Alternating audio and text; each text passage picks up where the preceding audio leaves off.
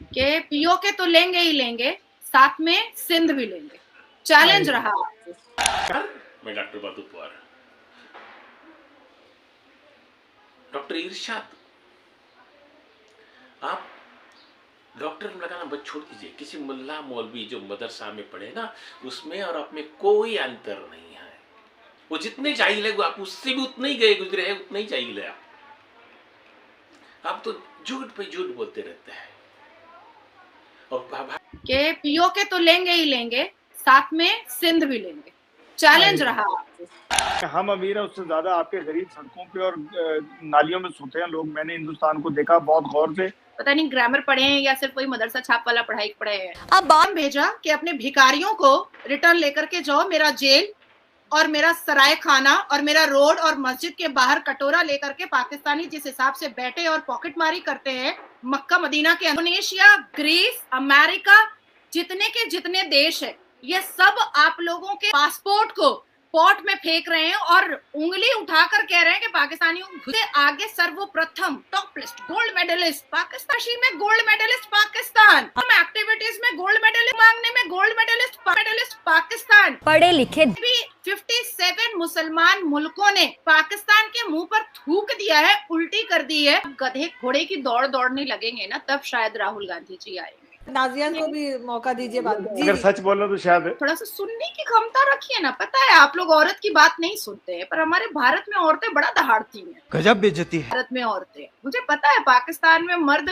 मुसलमान मर्द औरत को ऊंचा नहीं सुनना पसंद करते हैं, पर भारत में तो औरत ही ज्यादा बोलती है। अचार है तो मैं वही कह रहा हूँ, मेरी बेगम एक ही है अभी तक तो, लेकिन ख्वाहिश है कि खुदा अगर कुछ मिल जाए तो ले लेंगे, कोई नहीं। बेगम भी हंसती है इस बात पे। आप माफी मांगेंगे? साहब प्राइम मिनिस्टर थे तो उन्होंने तो जो पीएम मोदी हैं उनको बुलाया था, शादी पे बुलाया था, बड़ी दोस्ती थी। तो आप इतना अगेंस्ट क्यों है मोदी जी के? अगेंस्ट नहीं हूँ, उनकी पॉलिसी के अगेंस्ट हूँ। देखें जो कुछ मोदी जी ने किया इन 10 साल में, 15 साल में, जब से इनकी हुकूमत बनी हुई है, आप ये देखिए कि अमन शांति गायब हो गई खित्ते से। कश्मीर में तबाही मचा दी, सिखों को मरवा दिया, मुस्लिम्स को मरवा दिया, इंडियन को, मिनॉरिटी की तबाही की। हालात जो पैदा किए गए कनाडा के साथ। सुन ले नाजिया, देखें हो ये रहा है। अभी जो कुछ बचा था कतर के साथ भी किया। आप मुझे नाजिया देखें, अगर आपके रिश्तेदार, दोस्त, अहबाब कोई सऊदीया में, दुबई में, कतर में हैं, तो मैं हालात ये देख रहा हूँ हिंदुस्तान के कि अगर यही हालात रहे और ये तमाम ममालिक से दुश्मनी की मोदी जी ने की, तो आपके हिंदुस्तान के लाखों लोग बेरोजगार होकर के हिंदुस्तान वापस आएंगे।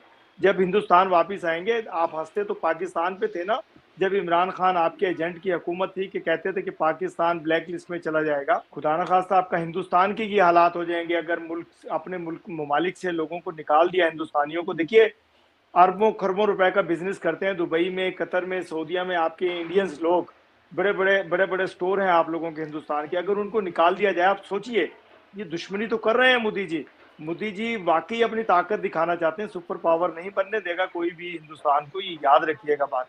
और दूसरी बात है, एटॉमिक पावर हम भी हैं, हम भी आपसे कम नहीं है, हम डरते नहीं है। हाँ, आबादी आपकी ज्यादा है, आपका मुल्क बहुत बड़ा है, नो डाउट, आपके बहुत सारे लोग अमीर हैं, लेकिन जितने वो अमीर हैं उससे ज्यादा, जितने हम अमीर हैं उससे ज्यादा आपके गरीब सड़कों पे और नालियों में सोते हैं लोग। मैंने हिंदुस्तान को देखा बहुत गौर से, और मैंने स्टडी भी किया, और मैं जाता भी रहा हूँ हिंदुस्तान में। इसमें देखें आरज़ू हंसने की बात नहीं, जो हकीकत है।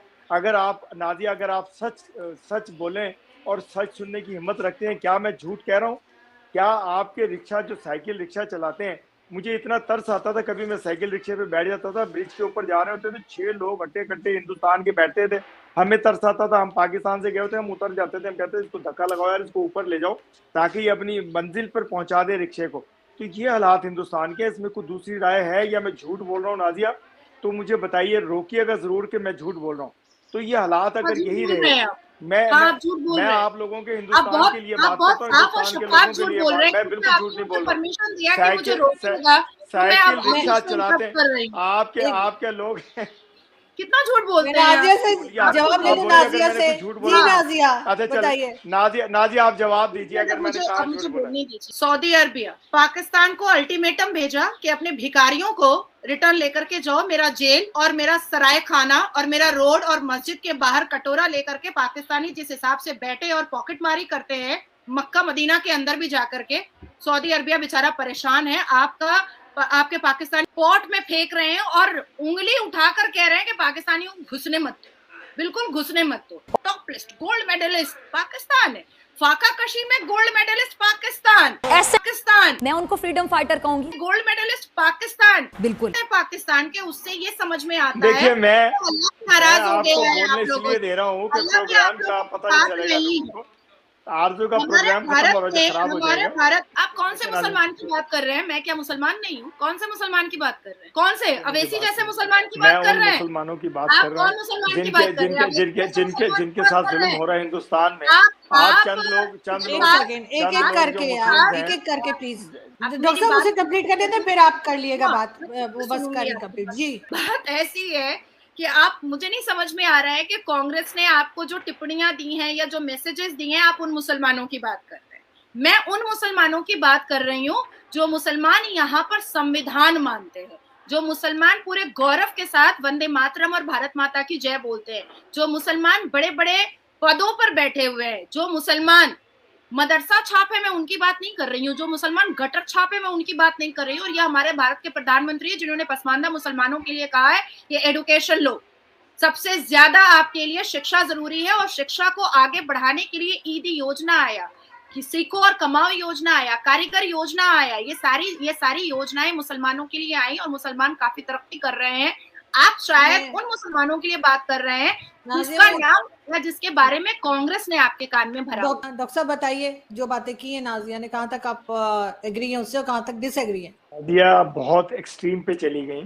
मैंने भिखारी नहीं कहा। आज खुदा न खास्ता आपको हिंदुस्तानी लोगों को जो गटर छाप हैं और जो नालियां साफ करते हैं पूरी दुनिया में जा करके, मैं भी ये कहा था जब कतर पे बात हो रही थी, डिबेट हो रही थी, उसमें मैंने ये कहा था कि हाँ, आपके लोगों को वीजे दिए जाते हैं। क्यों दिए जाते हैं? हर गंदा काम हिंदुस्तान के लोग जा करके करते हैं, नालियां भी साफ करते हैं, गटर। हमारे जो पाकिस्तान से जो पठान लेबर में जाते हैं, खुदा की कसम वो पत्थर काटते हैं या पहाड़ तोड़ते हैं, वो गैरत वाला काम करते हैं। आपके हिंदुस्तान से जो भी जाते हैं हर बेगैरती का काम करते हैं वहां जाकर के, नालियां साफ करना, मिर्ची कलम। मेरे पास डेटा भी है और मैं आपको प्रूफ भी दूंगा। दूसरा, ये जो मिर्ची कलम करते हैं, ये आप ही लोगों का मिर्ची कलम है। वहाँ क्या होता है? वहाँ इंडियंस लोग क्या करते हैं? देखें, आपने डेटा जो लेना है ना, तो मिर्ची कलम चलिएगा, अभी चलेंगे ना दिसंबर में। नहीं देखिए मैं कह रहा हूँ आरजू ने कमिटमेंट किया कि ये जाएंगे न्यू ईयर पे। अल्लाह तौबा तौबा।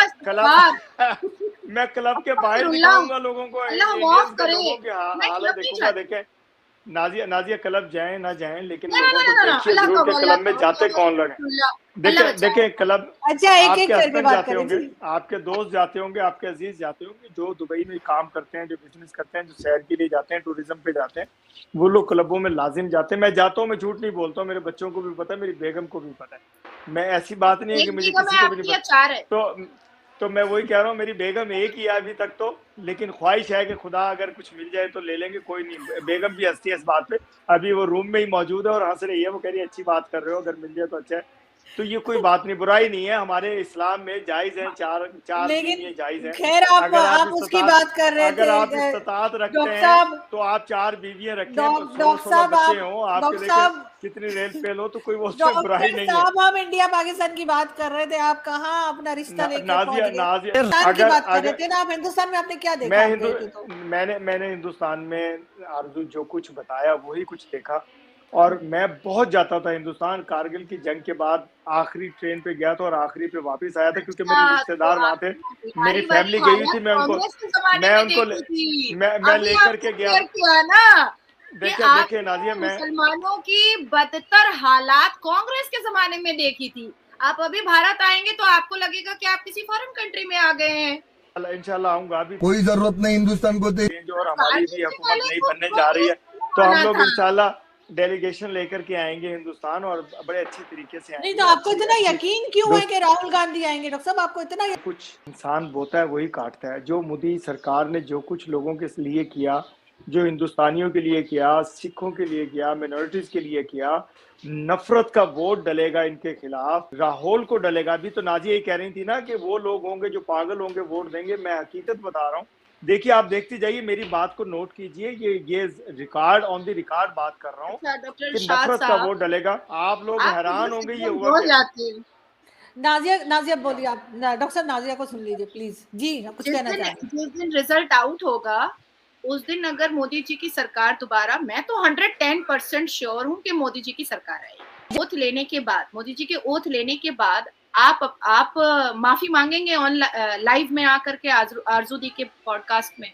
आप जितनी गारंटी के साथ आप कांग्रेस को और राहुल गांधी को आप मैं गारंटी के साथ क्या नाजिया मैं एक बात बता रहा हूँ।